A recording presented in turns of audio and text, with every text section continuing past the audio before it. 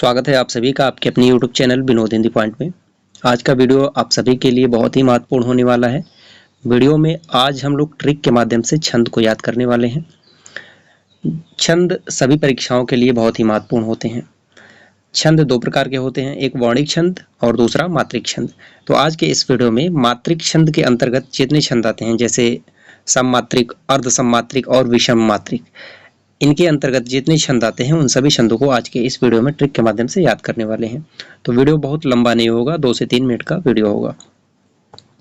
सममात्रिक छंद, सबसे पहले जानते हैं सममात्रिक छंद के अंतर्गत चौपाई, रोला और हरिगीत का, यह तीनों जो है सममात्रिक छंद के अंतर्गत आते हैं।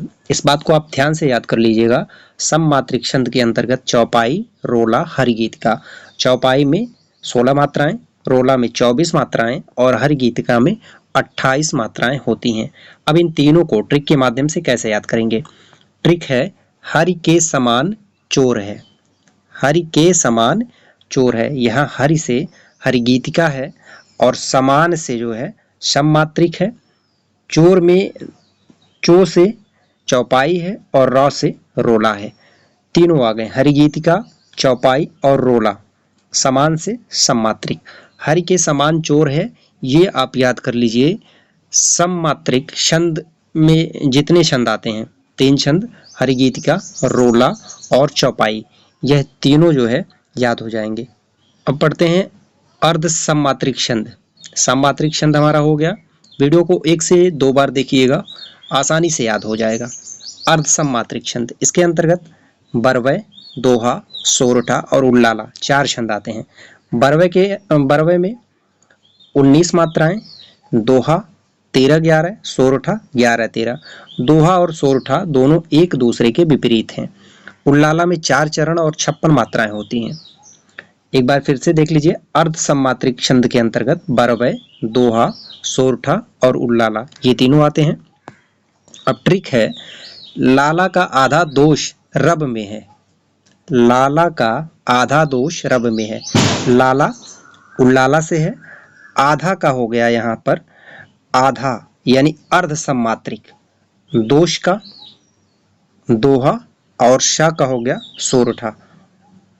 दो का दोहा है और शा का सोरठा, रब से है बरवै। ठीक है, लाला का आधा दोष रब में है। इस ट्रिक को आप याद कर लीजिए तो आपका अर्ध सममात्रिक छंद याद हो गया। बरवै, दोहा, सोरठा और उल्लाला, ये चारों अर्ध सममात्रिक छंद के अंतर्गत आते हैं और इसे याद करने की जो ट्रिक है, लाला का आधा दोष रब में है। सममात्रिक छंद, अर्ध सममात्रिक छंद। अब पढ़ते हैं विषम मात्रिक छंद। विषम मात्रिक छंद के अंतर्गत 2 छंद आते हैं, एक तो छप्पय और दूसरा कुंडलियां।